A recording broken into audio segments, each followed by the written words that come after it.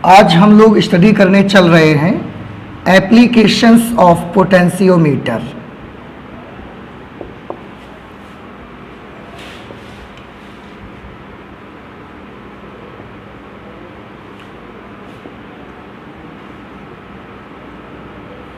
Applications of potentiometer means potentiometer का हम use क्या करते हैं, उसके प्रिंसिपल को यूज़ करके हम उसकी मदद से क्या कर सकते हैं, हमको ये स्टडी करना है। So there are two applications of potentiometer. The very first one is we can compare the two EMFs of two cells. हम दो सेलों के विद्युत वाहक बलों की तुलना कर सकते हैं। तो सबसे पहला जो हम स्टडी करेंगे आज वो ये स्टडी करेंगे कि दो सेलों के विद्युत वाहक बलों की तुलना कैसे करें हम।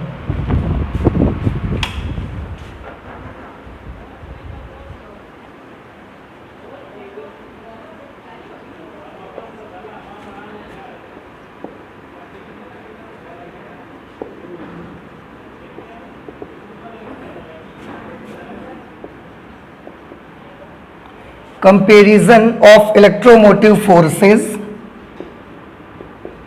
EMFs of two cells. दो सेलों के विद्युत वाहक बलों की तुलना करना। इसके लिए मैं आपको एक चीज बता दूं कि जैसा आपने देखा कि हम किन्हीं भी दो बिंदुओं के बीच का विभवांतर, दो डिवाइसेस हैं हमारे पास मेजर करने के लिए, एक वोल्ट मीटर और दूसरा पोटेंशियोमीटर।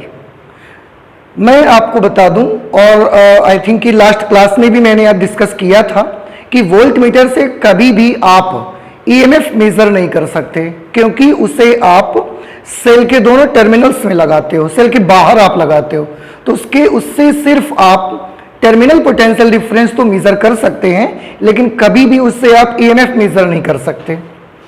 और पोटेंशियोमीटर की मदद से हम ईएमएफ मेजर कर लेते हैं, क्योंकि उसमें हम नो करंट सिचुएशन को क्रिएट कर लेते हैं, और वोल्ट मीटर में हम कभी भी नो करंट सिचुएशन को क्रिएट नहीं कर पाते, जीरो करंट सिचुएशन कभी क्रिएट नहीं होती।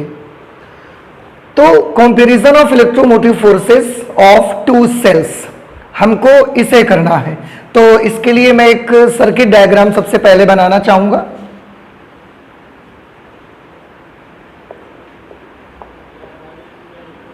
उस सर्किट डायग्राम को देख कर ही आप सर्किट को तैयार करेंगे और उसी से हमारा एक्सपेरिमेंट होगा।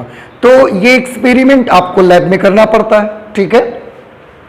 तो देखते हैं सर्किट डायग्राम क्या होगा। हाँ, एक चीज मैं और उससे पहले डिस्कस कर लेना चाहता हूं, थोड़ा सा आप देख लें जरा इधर। मैं एक बात आपको बताना चाहता हूं, विभव मापी की सुग्राह्यता, विभव मापी की सुग्राह्यता के बारे में थोड़ा सा मैं डिस्कस करना चाहता हूं, दैट इज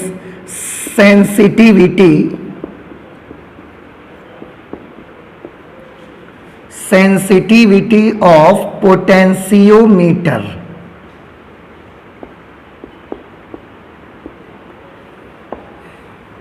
मैं आपको बताऊं कि पोटेंशियोमीटर एक बहुत ही सेंसिटिव डिवाइस है। कैसे हम इसको कहते हैं कि बहुत सेंसिटिव डिवाइस है? इसकी सेंसिटिवनेस ऐसी कि ये डिवाइस बहुत छोटी छोटी डिस्टेंसेस के बीच का भी पोटेंशियल डिफरेंस मेजर कर लेती है।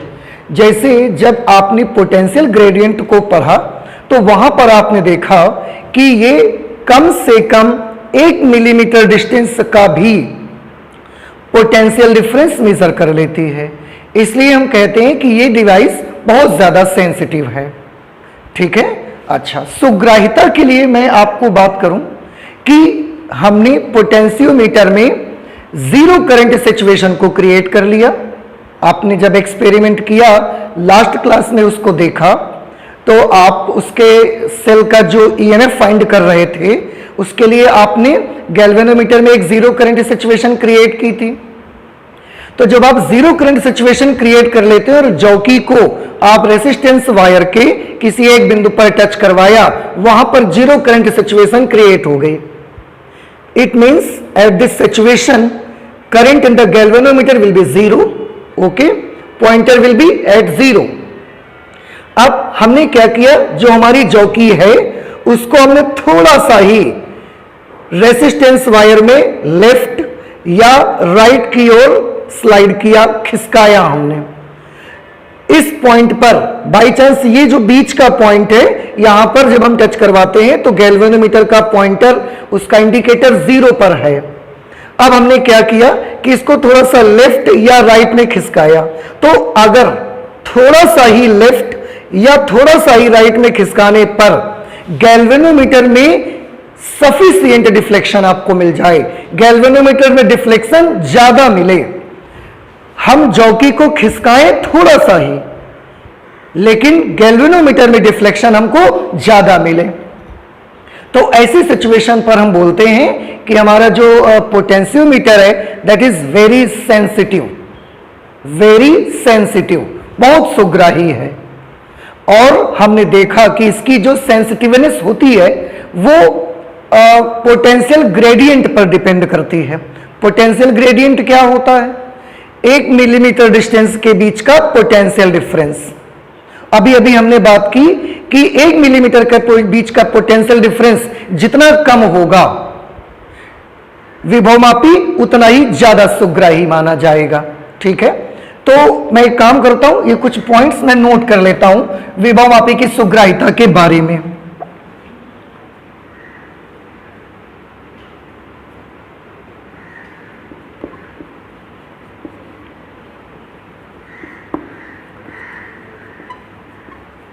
जॉकी को विभवमापी के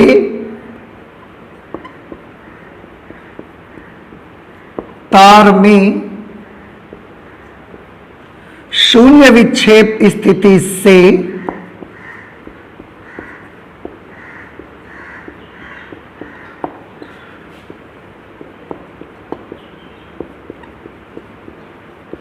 थोड़ा सा ही इधर उधर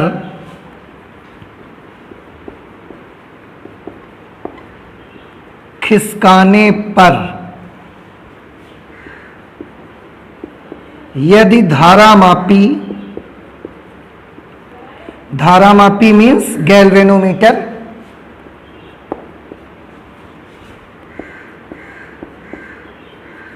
धारामापी में पर्याप्त विक्षेप मिले। जब आप शून्य विक्षेप पर रखेंगे तब तो गैल्वेनोमीटर का पॉइंटर जीरो पे रहेगा, लेकिन थोड़ा सा लेफ्ट या राइट में अगर हम स्लाइड करें और डिफ्लेक्शन हमको सफिशिएंट मिल जाए, आपको लगे कि खिसकाया थोड़ा सा, डिफ्लेक्शन तो इसके मुताबिक ज्यादा मिल रहा है, then you should understand that the potentiometer is very sensitive. पर्याप्त विक्षेप मिले तो इस स्थिति में विभवमापी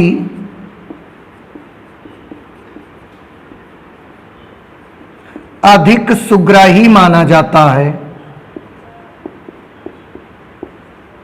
अधिक सुग्राही होता है। ठीक है, और जैसा कि हमने क्या बताया कि कोई भी पोटेंशियोमीटर अपने वायर की 1 मिलीमीटर डिस्टेंस के बीच में जितना कम पोटेंशियल डिफरेंस मेजर कर लेता है तो उस पोटेंशियोमीटर को हम कहते हैं कि ये उतना ही अधिक सुग्राही है।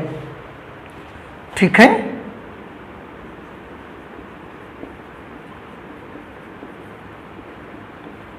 विभवमापी की सुग्राहिता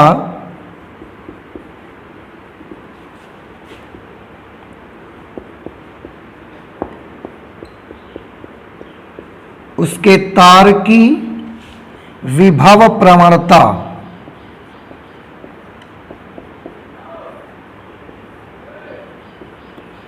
पर निर्भर करती है।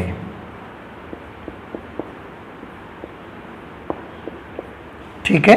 विभव मापी की सुग्राह्यता उसके तार की विभव प्रवणता पर निर्भर करती है। आपको याद होगा विभव प्रवणता को हमने रो से रिप्रेजेंट किया हुआ था। और ये क्या होता है, तार की 1 मिलीमीटर डिस्टेंस के बीच का विभवांतर। और मैंने क्या बताया आपको कि तार की 1 मिलीमीटर डिस्टेंस के बीच का विभवांतर जितना कम होगा उसकी सुग्राह्यता उतनी ज्यादा हम मानेंगे। विभव जितना कम होगा यानी कि विभव प्रवणता जितनी कम होगी सुग्राह्यता उतनी अधिक होगी। तो अभी हमने लिखा कि विभव मापी की सुग्राह्यता उसके तार की विभव प्रवणता पर निर्भर करती है। बट कैसे डिपेंड करती है कि विभव प्रवणता जितनी कम होगी विभव मापी की सुग्राह्यता उतनी अधिक होती है।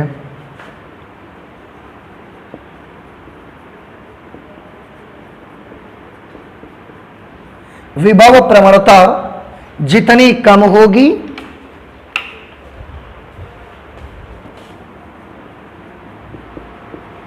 विभव प्रवणता जितनी कम होगी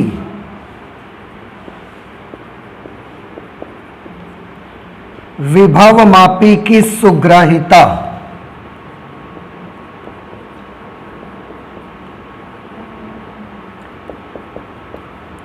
उतनी ही अधिक होती है।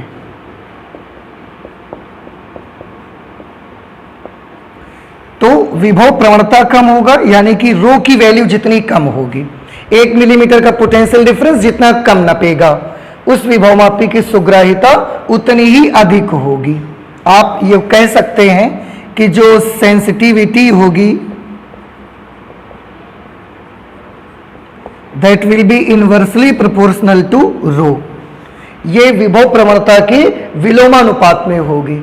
विभव प्रवणता जितनी कम आएगी सुग्राह्यता उतनी ही अधिक होगी। अब एक चीज आप देख सकते हैं, but you have seen the formula of potential gradient.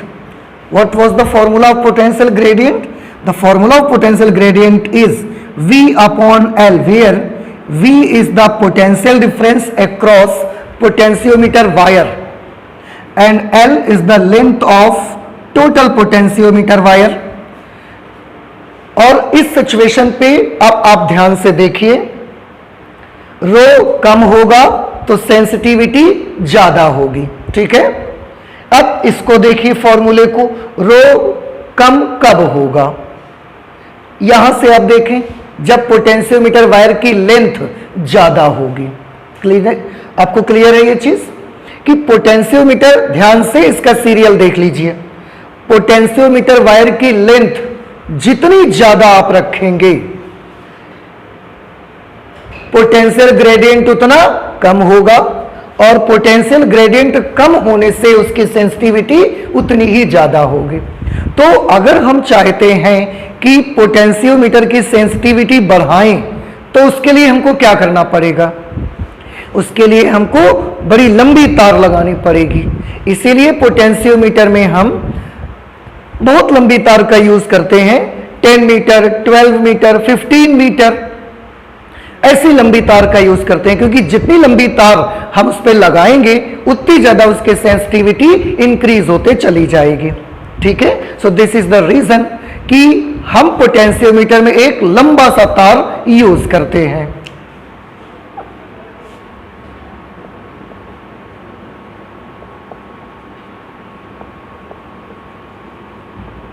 यही कारण है कि विभव मापी में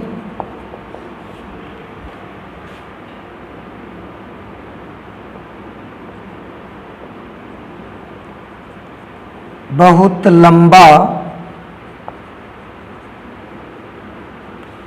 प्रतिरोध तार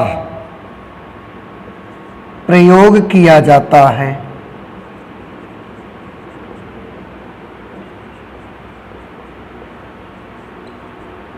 ठीक है, तो ये हो गई सेंसिटिविटी ऑफ पोटेंशियोमीटर।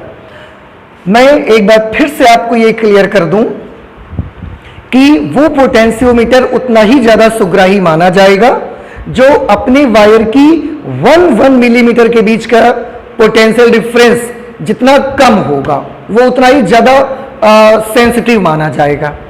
अब जिस तार की 1 मिलीमीटर लेंथ का पोटेंशियल डिफरेंस कम होगा, 1 मिलीमीटर लेंथ के पोटेंशियल डिफरेंस को तो हम पोटेंशियल ग्रेडियंट बोलते हैं। अब ये जितना कम होगा पोटेंशियोमीटर उतना ही सेंसिटिव होगा, इसलिए सेंसिटिविटी जो होगी वो इसके रेसिप्रोकल होगी।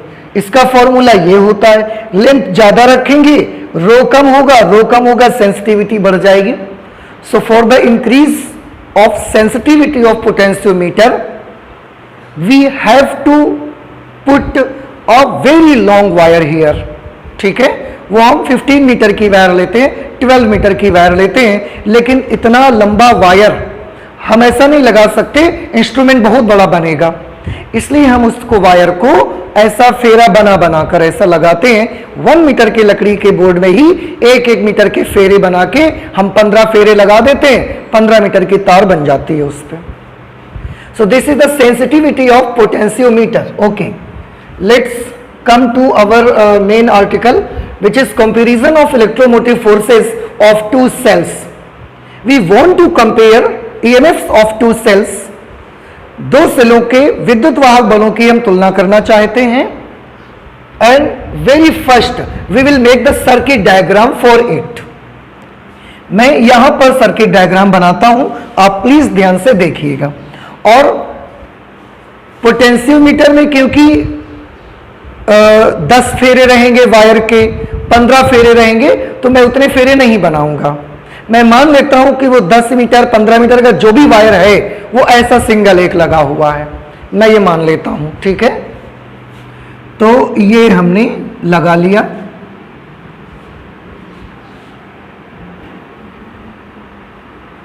ये हमने मान लिया कि वो पोटेंशियोमीटर का वायर है जो बहुत लंबा यूज करते हैं, लेकिन हमने एक लाइन पे इसको केवल बनाया हुआ है, बहुत ज्यादा फेरे हम बना के नहीं करेंगे। अब सबसे पहले इसमें मुझे अपना मेन सर्किट देना पड़ेगा। मेन सर्किट आप सभी बच्चे क्योंकि पोटेंशियोमीटर को उसका स्टडी किया है, आपको तो मालूम होगा कि अगर ये सिरा ए है तो यहाँ पर हमारी सोर्स बैटरी पहले लगानी पड़ेगी, जो सोर्स बैटरी पूरे पोटेंशियोमीटर वायर पे पोटेंशियल डिफरेंस अप्लाई करती है। उस बैटरी का पॉजिटिव टर्मिनल यहां पे होगा, नेगेटिव टर्मिनल यहां पर होगा, and this is source battery.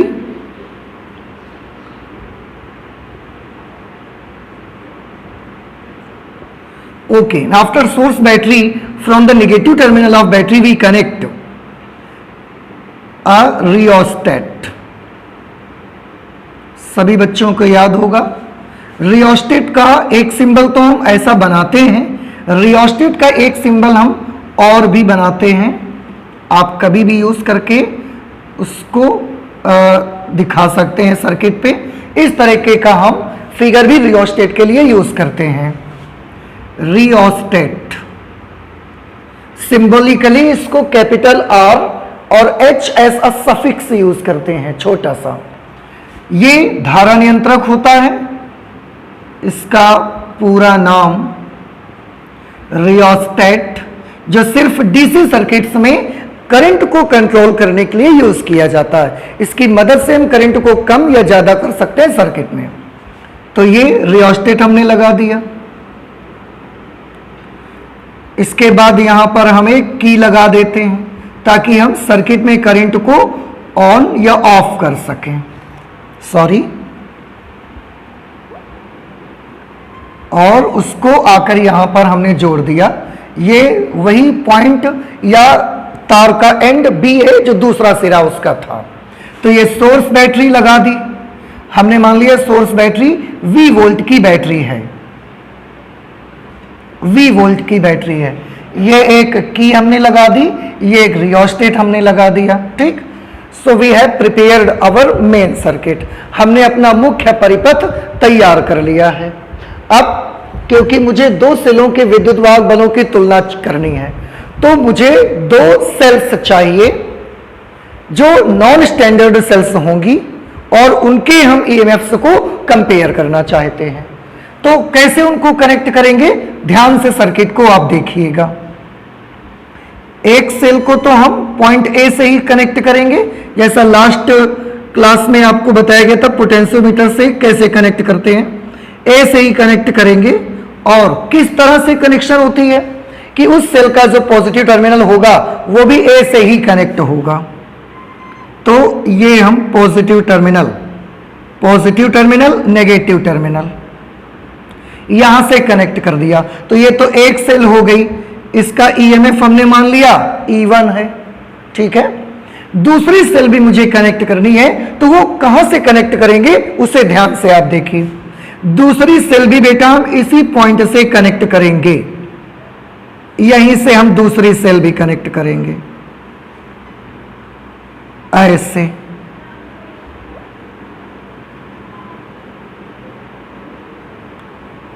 ये उसका पॉजिटिव टर्मिनल, ये उसका negative terminal, and suppose it's EMF is E2, sorry, its EMF is E2. This cell has the EMF E1 and this cell has the EMF E2. इसके बाद यहां पर मुझे एक की चाहिए, मैं एक ऐसी की लगाना चाहता हूं जो कि 2 की सिस्टम होगा। कैसे, आप ध्यान से देखें।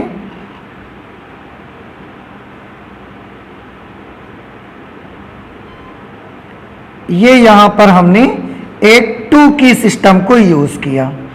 2 की सिस्टम का मतलब बेटा ये है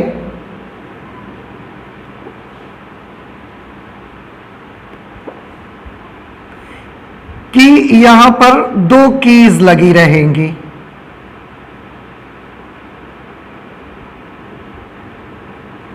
और यहां से एक अगली वायर आपकी निकलेगी। इधर ये वायर जुड़ी रहेगी, इधर ये वायर जुड़ी रहेगी। ये 2 की सिस्टम होता है आपका। तो इसको हम लोग क्या बोलेंगे, दिस इज नोन एज 2 की सिस्टम। ये एक ऐसा सिस्टम हमने बनाया है कि हम जब चाहें अपने इस सर्किट में, जो हमारे सेकेंडरी सर्किट है, मैं एक चीज और आपको बता दूं, इधर वाला सर्किट जो सोर्स बैटरी वाला सर्किट होता है, ये वाला सर्किट हमारा प्राइमरी सर्किट कहलाता है। और इधर वाला जो सर्किट होगा, जो हम कनेक्शन देते हैं, ईएमएफ फाइंड करते हैं, कंपैरिजन करते हैं, this whole circuit is known as secondary circuit. Okay, अब यहां पर हमने जो ये की सिस्टम बनाया है, विच इज नोन एज 2 की system, what does it mean, what does it do, ये क्या करता है, मैं आपको बता दूं। इसमें एक की हम यहां पर लगा सकते हैं, एक की हम यहां पर लगा सकते हैं। तो ये जो 2 सेल्स मैंने यहां कनेक्ट की हैं, बार बार मुझे ये, आप या तो ये 2 की सिस्टम मत लगाइए।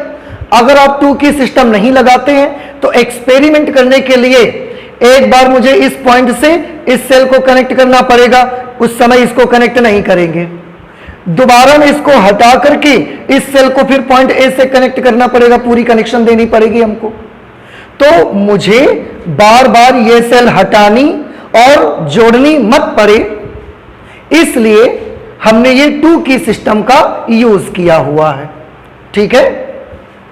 अच्छा, इसके बाद यहां से एक वायर निकलती है, उस वायर से हम एक गैल्वेनोमीटर जोड़ देते हैं। ये हमने गैल्वेनोमीटर कनेक्ट कर दिया। अब गैल्वेनोमीटर से आगे जब हम चलेंगे तो यहां पर एक वायर में आगे उसमें एक चौकी लगा देंगे, स्लाइडिंग कॉन्टैक्ट लगा देंगे, और वो जो स्लाइडिंग कॉन्टैक्ट होगा उसे हम इस वायर में कहीं पर भी स्पर्श करा सकते हैं। ये हमने J मान लिया। सो this is the circuit diagram. को जब भी आप किन्हीं 2 सेलों की ईएमएफ की कंपैरिजन करनी होगी, आप इस तरीके का सर्किट तैयार करेंगे। ये सोर्स बैटरी का पॉजिटिव टर्मिनल ए से, नेगेटिव टर्मिनल रियोस्टेट की फिर बी से लगा दिया। यहां पर जिन 2 सेल्स के ईएमएफ की कंपैरिजन करनी है, हमें E1 और E2 के बीच तुलना करनी है, इसका रेशियो फाइंड आउट करना है। उन दोनों सेलों के पॉजिटिव टर्मिनल्स हम पॉइंट ए पर कनेक्ट कर देंगे, और बार बार मुझे ये वाली सेल और ये वाली सेल बिंदु ए से कनेक्ट करनी पड़े, डिस्कनेक्ट मत करनी पड़े, इसके लिए हमने ये 2 की सिस्टम लगाया हुआ है। इस 2 की सिस्टम की क्या फंक्शन होगा, मैं 1 मिनट में आपको बता देता हूं। जब आप इसको हम कुछ नाम दे देते हैं, ऊपर वाली की का हमने नाम दे दिया K1 और नीचे वाली की का हमने नाम दे दिया है K2, ठीक है। जब ऊपर वाली की को हम लगा देंगे और K2 वाली हम हटा देंगे, यानी कि K1 हमने क्लोज कर दिया, K2 ओपन कर दिया, तो ये सेल हमारी सर्किट में आ जाएगी। उसमें फिर इस तरह से करंट का फ्लो स्टार्ट हो जाएगा और ये हमारे सर्किट में नहीं आएगी। फिर हम K1 को ओपन कर देंगे, K2 को क्लोज कर देंगे। तो अगर हमने K2 क्लोज कर दिया, K1 ओपन कर दिया, तो अब ये सेल हमारे सर्किट से हट गई, अब ये सेल सर्किट में आ गई। तो बार बार मुझे दोनों सेल्स को कनेक्ट और डिसकनेक्ट नहीं करना पड़ेगा, ठीक है, इसलिए हमने 2 की सिस्टम लगाया हुआ है। तो मैं क्या करूंगा, एक बार इस सोर्स बैटरी के साथ इस सेल को कंपेयर करूंगा, दूसरी बार इस सोर्स बैटरी के साथ में इस सेल को कंपेयर करूंगा, और दोनों के कंपैरिजन से बड़ी आसानी से हम E1 और E2 को कंपेयर कर सकते हैं। सो this is the circuit diagram.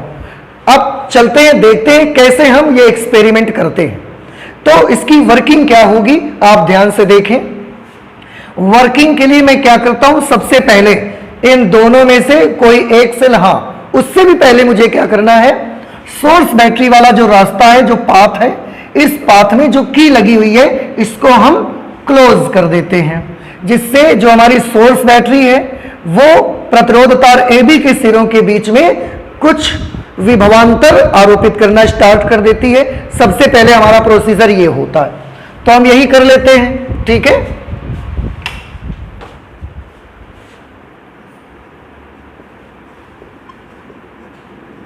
सर्वप्रथम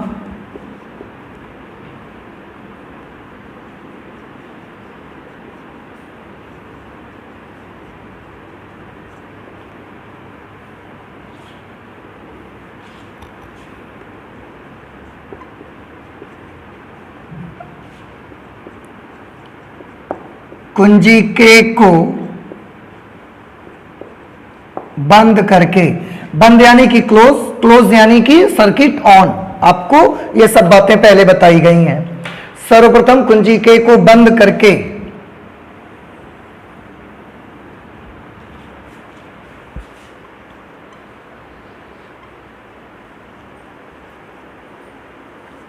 कुंजी K को बंद करके सोर्स बैटरी से प्रतिरोध तार AB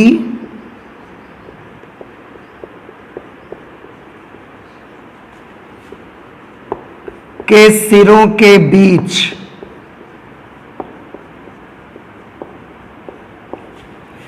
कुछ विभवांतर आरोपित करते हैं।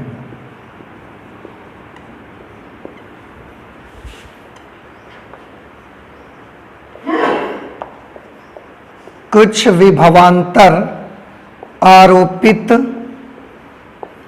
करते हैं। जैसे ही आप इस की को क्लोज करेंगे, इस सर्किट में ये आपके प्रतिरोध तार में source battery potential difference A और B के बीच में कुछ ना कुछ पोटेंशियल डिफरेंस अप्लाई करेगी, जो कि यहां पर पोटेंशियल अगर V होगा तो यहां का पोटेंशियल 0 होगा, और जैसे जैसे A से B की ओर बढ़ते जाएंगे पोटेंशियल ड्रॉप होता जाएगा, पोटेंशियल का फॉल होता जाएगा, गिरता जाएगा, कम होते चला जाएगा। अब ये हमने कर दिया। इसके बाद इनमें से किसी एक सेल को हम सर्किट में लाते हैं। पहले हम K1 को क्लोज करेंगे, K2 को ओपन करेंगे। जब K1 क्लोज करेंगे, K2 ओपन कर लेंगे, तो हमारी सेल E1 सर्किट में आ जाएगी। अब कुंजी K1 को बंद करते हैं, बंद करते हैं तथा कुंजी K2 को खुली रहने देते हैं। कुंजी K2 को खुली, खुली यानी कि ओपन, ओपन यानी कि सर्किट ऑफ, ये आप समझते हैं। कुंजी K2 को खुली रहने देते हैं। हमने सबसे पहले इसको ऑन किया, उसके बाद इसका ये वाली की हमने लगा दी। जैसे ये वाली की लगाएंगे और ये नहीं लगाएंगे तो ये सेल वाला सर्किट कंप्लीट हो गया और ये करंट को फ्लो करवाना स्टार्ट कर देगी। आप थोड़ा ध्यान से देखें, ये वाली सेल जो होगी वो सर्किट में करंट को कैसे फ्लो कराएगी, ध्यान से देखिएगा। मैं आपको बताता हूं, पॉजिटिव टर्मिनल ये है, ये करंट को ऐसे फ्लो करवाएगी, ऐसे करंट आएगी, फिर ऐसे आएगी, पॉजिटिव टर्मिनल से चलेगी ना, फिर इधर करंट जाएगी, ऐसे करंट आकर के फिर इसमें आएगी, गैल्वेनोमीटर में आके यहां पर आएगी, फिर कुंजी K1 से होते हुए यहां पर आ जाएगी। तो सेल E1 सर्किट में करंट को कैसे फ्लो करवाएगी, ऐसे, फिर यूं, इस तरह से, फिर ऐसे करंट आएगी, ऐसे आके फिर से सेल के नेगेटिव टर्मिनल में एंटर कर जाएगी। और उस समय हमारी जो सोर्स बैटरी होगी वो करंट को कैसे फ्लो करवा रही होगी, थोड़ा ध्यान से देखिएगा। सोर्स बैटरी की करंट ऐसे आएगी, यहां पर आएगी, यू इस तरीके से करंट आई, वो करंट यू ऐसे जाना स्टार्ट हो जाएगी, नीचे आ जाएगी, इसमें से होकर फ्लो होगी, यहां से ऐसे ऐसे और इधर की तरफ फ्लो होना स्टार्ट होगी। इसमें दोनों का सर्किट आप ध्यान से देखिए, दोनों का रास्ता ध्यान से देखिए। इसकी करंट ऐसे इसमें जा रही है, इस तरह से फ्लो होगी, इसकी करंट यूं ऐसे पूरी नीचे आ जाएगी, यहां से होकर के और ऐसे जाएगी। तो इस वायर में इसकी करंट ये वाली है, इसकी करंट ये वाली है, दोनों एक दूसरे के अपोजिट डायरेक्शन पे हैं। ठीक, अब हम क्या करते हैं, जॉकी की मदद से, इसमें हो सकता है ये वाली जो करंट है जो कि ऐसा फ्लो हो रही है एंटी क्लॉकवाइज, ये वाली जो करंट होगी, ये वाली करंट आपकी इस सेल में करंट को ऐसे फ्लो करवाना चाहती है और ये सेल करंट को ऐसे फ्लो करवाना चाहती है सर्किट में। अब हमने जॉकी को उठाया और पूरे तार में इसको हमने स्लाइड करके देखा और हमने जीरो डिफ्लेक्शन वाला पॉइंट सर्च किया। ठीक है, शून्य विक्षेप की स्थिति सर्च की। शून्य विक्षेप की स्थिति का मतलब है उस समय गैल्वेनोमीटर में कितनी करंट आ जाएगी, जीरो करंट आ जाएगी। तो हम इसको भी नोट कर लेते हैं। अब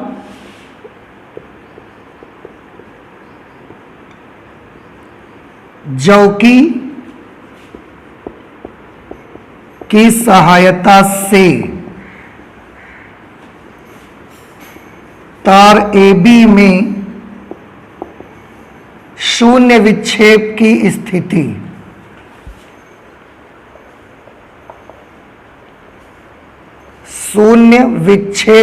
स्थिति ज्ञात करते हैं। कैसे आप ज्ञात करेंगे कि इस जो जॉकी यहां पर लगा हुआ है उसको तार में एक तरफ से टच करा के चलाना शुरू करेंगे आप धीरे धीरे। आप जैसे जैसे चलाते जाएंगे, आप जैसे ही जॉकी को एक सिरे पर टच करेंगे वायर के, गैल्वेनोमीटर का इंडिकेटर ऐसे एक साइड में आ जाएगा। फिर आप धीरे धीरे खिसकाते जाएंगे, जैसे आप खिसकाते जाएंगे उसका इंडिकेटर ऐसे धीरे धीरे ऐसे होता जाएगा, ऐसे होता जाएगा, ऐसे होता जाएगा और एक सिचुएशन ऐसी आएगी कि गैल्वेनोमीटर का पॉइंटर बिल्कुल जीरो पर आ जाएगा। इसका जीरो बीचों बीच रहता है तो जीरो पर इसका पॉइंटर आ जाएगा। बाई चांस मैंने मान लिया वो यहां पर आता है, ये वो सिचुएशन है जिस सिचुएशन में गैल्वेनोमीटर पर धारा शून्य हो जाती है।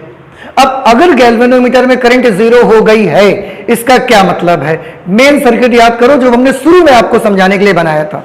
दो सेल बनाई थी ऊपर नीचे, उनमें याद करो कि अगर धारा मापी में करंट जीरो हो गई, इसका मतलब दोनों तरफ का वोल्टेज कैसा हो गया है, बराबर हो गया है। ठीक है, तो शून्य विक्षेप की स्थिति ज्ञात करते हैं। इस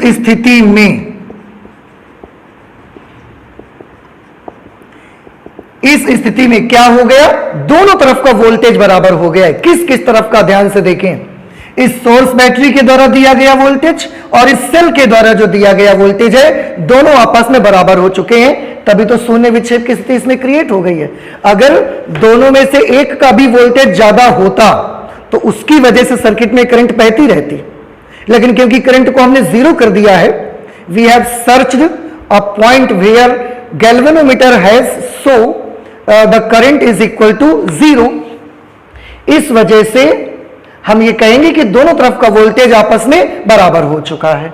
अब एक चीज और आपको समझना है बेटा, क्या समझना है कि ये सोर्स बैटरी जो है ये तो पूरे तार, पूरे प्रतिरोध तार AB में पोटेंशियल डिफरेंस अप्लाई करती है, ठीक है। लेकिन ये जो सेल है, क्या ये सेल पूरे तार का पोटेंशियल डिफरेंस अप्लाई करके बैलेंस हुआ है? नहीं। इस सोर्स बैटरी का हम सिर्फ इतनी दूर का पोटेंशियल डिफरेंस ही यूज कर रहे हैं। वैसे ये वाली सोर्स बैटरी आप देखें, इसके दोनों सिरे यहां लगे हैं, तो पूरे तार AB में पोटेंशियल डिफरेंस अप्लाई करती है, लेकिन ये सेल इस तार की केवल इतनी लंबाई से ही बैलेंस हो गई है। हमें इस बैटरी के द्वारा दिया गया पूरा वोल्टेज लेना नहीं पड़ा है। आप जानते हैं कि जैसे जैसे इधर जाते जाएंगे वोल्टेज कम होते जाएगा, तो यहां से यहां के बीच का पोटेंशियल डिफरेंस V होगा, लेकिन क्या यहां से यहां तक के बीच का पोटेंशियल डिफरेंस भी V होगा? आंसर है नो। यहां के बीच का पोटेंशियल डिफरेंस कुछ और होगा, कम होगा। भाई A और B के बीच का पोटेंशियल डिफरेंस V है, क्योंकि A का पोटेंशियल V, B का 0, तो डिफरेंस कितना V। तो क्या A और J के बीच का भी पोटेंशियल डिफरेंस V होगा? Answer is no. ये पोटेंशियल डिफरेंस इस पोटेंशियल डिफरेंस से थोड़ा सा कम रहेगा। कितना रहेगा? तो हमने पोटेंशियोमीटर में लगे स्केल से इसकी लेंथ को पढ़ लिया। बाई चांस मैंने मान लिया कि ये लेंथ आती है L1, ये वाली लेंथ, जिस लेंथ पर ये बैलेंस हुआ है, तो उस सिचुएशन पे क्या होगा? हमने उस सिचुएशन पे इस सेल का जो टर्मिनल विभवांतर होगा वो A से J1 तक की लेंथ के पोटेंशियल डिफरेंस के बराबर होगा। पूरे तार के पोटेंशियल डिफरेंस के बराबर नहीं होगा, क्योंकि जौकी को जब यहां टच करवाया तो बस इतने तार से ही बैलेंस हो गया है ये। तो यहां पर हम लिख सकते हैं, इस स्थिति में सेल 1 का टर्मिनल विभवांतर, सेल 1 का टर्मिनल विभवांतर ये किसके बराबर होगा? विभवमापी के तार की लंबाई L1 के विभवांतर के बराबर।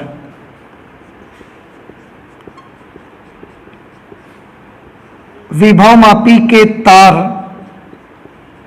की L1 लंबाई के विभवांतर के बराबर, विभवांतर के बराबर। ये बहुत इंपॉर्टेंट पॉइंट है और ये पॉइंट आपको समझना है। ये पॉइंट आपको समझ में आ गया तो कोई कठिन नहीं है, इस पूरे को हमें अंडरस्टैंड करना।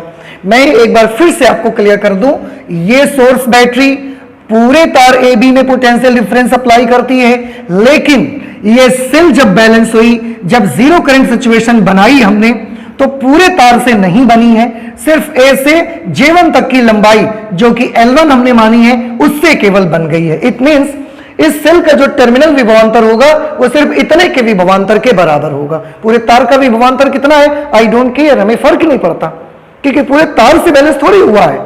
ये सेल तो बस सिर्फ इतने लंबाई से बैलेंस हो गई है बस।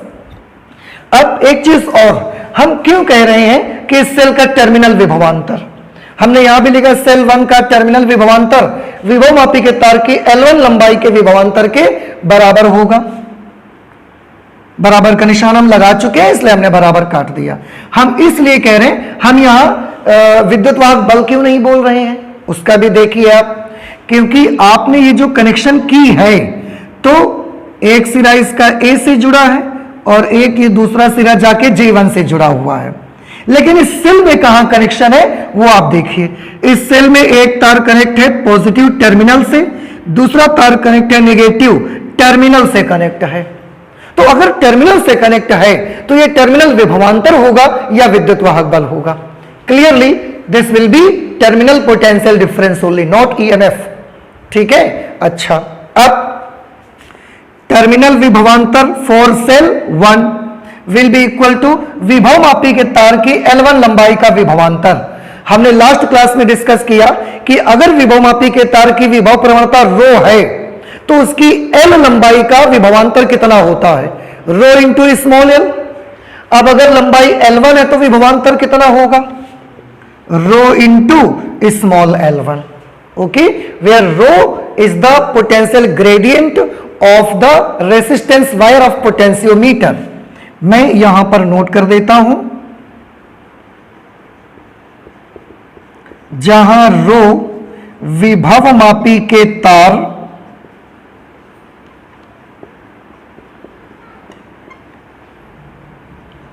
की विभव प्रवणता है।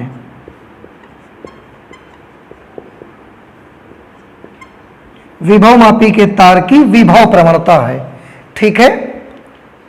इसलिए अब एक चीज और मैं आपको दिखाना चाहता हूं, क्योंकि ये सेल 1 का टर्मिनल विभवांतर है रो इंटू L1। अब क्योंकि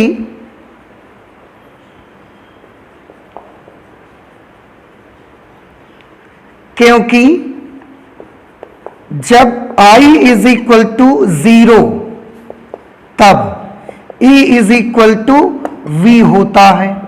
ये हम ऑलरेडी डिस्कस कर चुके हैं, पहले ही पढ़ चुके हैं इसको। हमने एक फॉर्मूला डिराइव किया था E माइनस आई आर। अब इस फॉर्मूले में अगर I की वैल्यू 0 कर दें तो V किसके बराबर आता था? E के बराबर आता था। इसका मतलब कि अगर सर्किट में एक्सटर्नल सर्किट में फ्लो होने वाली करंट की वैल्यू 0 है तो उस सिचुएशन पे जो सेल का टर्मिनल पोटेंशियल डिफरेंस होता है वो सेल के ईएमएफ के बराबर होता है। अब ध्यान से देखिए, जब जॉकी को हमने L1 लेंथ पर टच करवाया है तो यहां पर शून्य विक्षेप हमको मिला है। शून्य विक्षेप मिला, इसका मतलब है गैल्वेनोमीटर वाले रास्ते पे जो करंट फ्लो होती है वो कैसी करंट फ्लो होती है? वो करंट फ्लो होती है 0। अगर करंट 0 है, क्योंकि जब I बराबर 0 तब E बराबर V होता है, और गैल्वेनोमीटर वाले रास्ते पर करंट वाकई में हमने 0 किया है, तभी तो हमने लिखा है शून्य विक्षेप की स्थिति ज्ञात करते हैं। तो इस समय G में I का मान कितना? 0।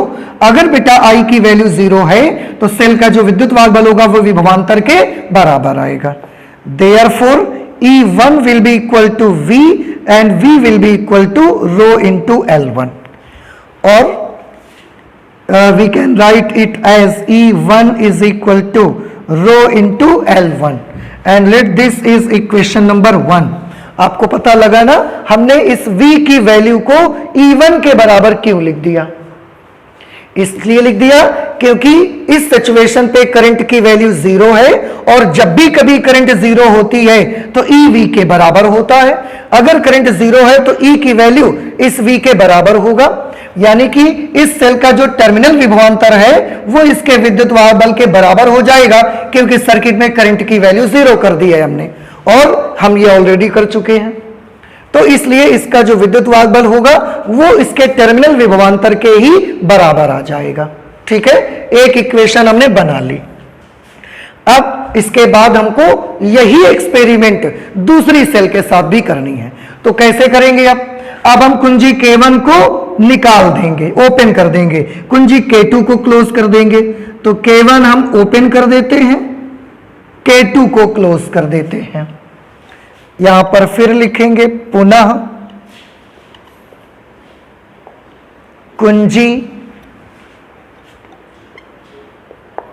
K1 को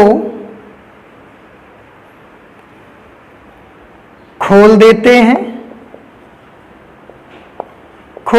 यानी कि ओपन कर देते हैं, तथा K2 को बंद कर देते हैं। बंद का मतलब है कि हमने क्लोज कर दिया, मीन्स सर्किट को ऑन कर दिया, बंद कर देते हैं। ठीक है, तो हमने K1 वाली की निकाल दी, K2 को लगा दिया। अब क्या हुआ? अब ये सेल हमारे सर्किट में नहीं है, क्योंकि इसका वाला स्विच हमने ऑफ कर दिया है। ठीक है, अब ये सेल हमारे सर्किट में है। अब ये सेल करंट को ऐसा फ्लो करेगी, इस तरह से ऐसे करंट को इसमें फ्लो करेगी, यहां से ऐसे, फिर ऐसे, फिर ऐसे, इस दिशा में। और ये बैटरी कैसे फ्लो करेगी? ऐसे, फिर इस रास्ते में ऐसा उल्टा, यहां से ऐसे आएगी गैल्वेनोमीटर में, ऐसे कुछ करंट इधर आ जाएगी और कुछ करंट ऐसे जा करके फिर से इसमें वापस आ जाएगी। लेकिन इस तार में दोनों तरफ से करंट आ रही है। इसकी करंट आ रही है इस दिशा में, इसकी करंट आ रही है इस दिशा में अपोजिट डायरेक्शन पे। तो फिर हम इसके बाद क्या करते हैं, चौकी को फिर से हम उठाते हैं और फिर से पूरी तार में खिसका कर देखते हैं और पुनः शून्य विक्षेप की स्थिति को प्राप्त करते हैं। बाई चांस इस बार शून्य विक्षेप की स्थिति हमें इस जगह पर मिलती है, J2 पर मिली।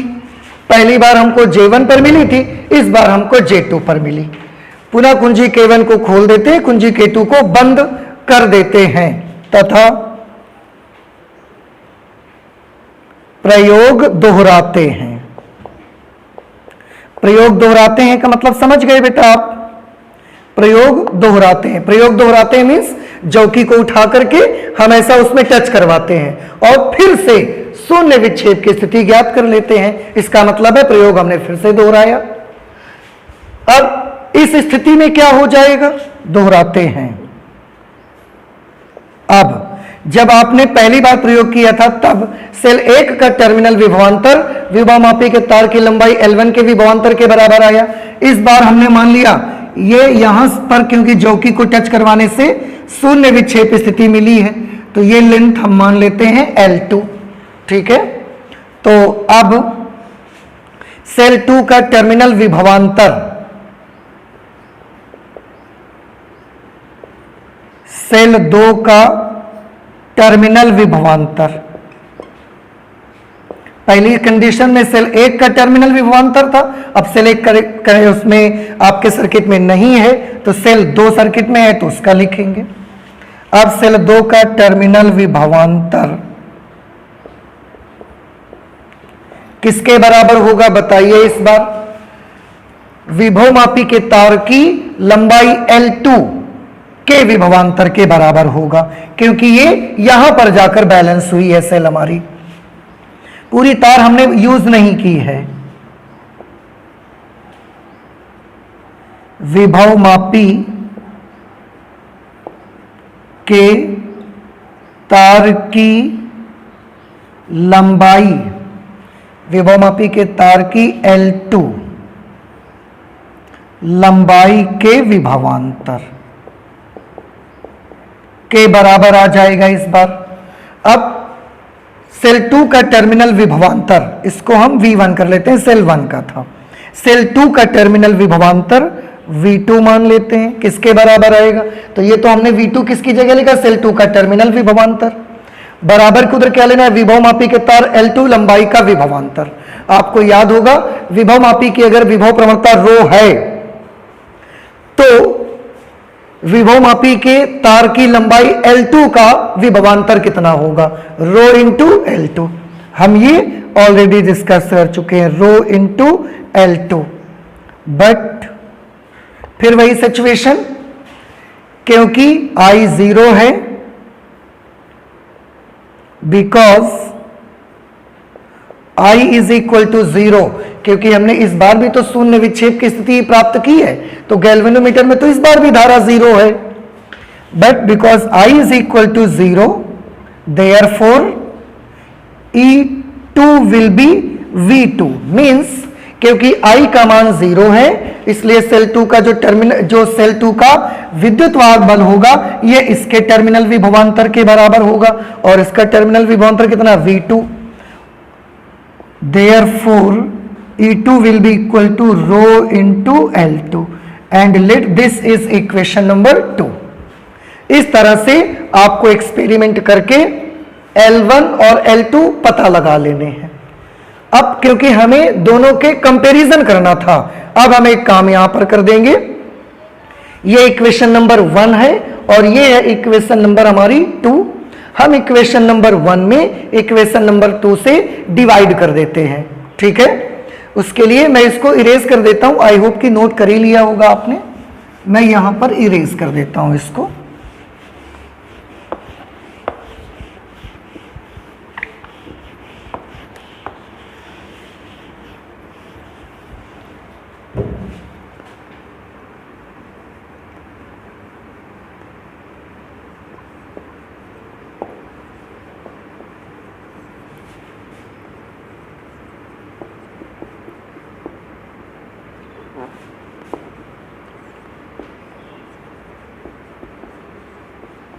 इक्वेशन नंबर 1 में इक्वेशन नंबर 2 से डिवाइड कर देते हैं। इक्वेशन नंबर 1 आपकी क्या है? E1। इक्वेशन नंबर 1 का लेफ्ट हैंड साइड है E1, इक्वेशन नंबर 2 का लेफ्ट हैंड साइड है E2।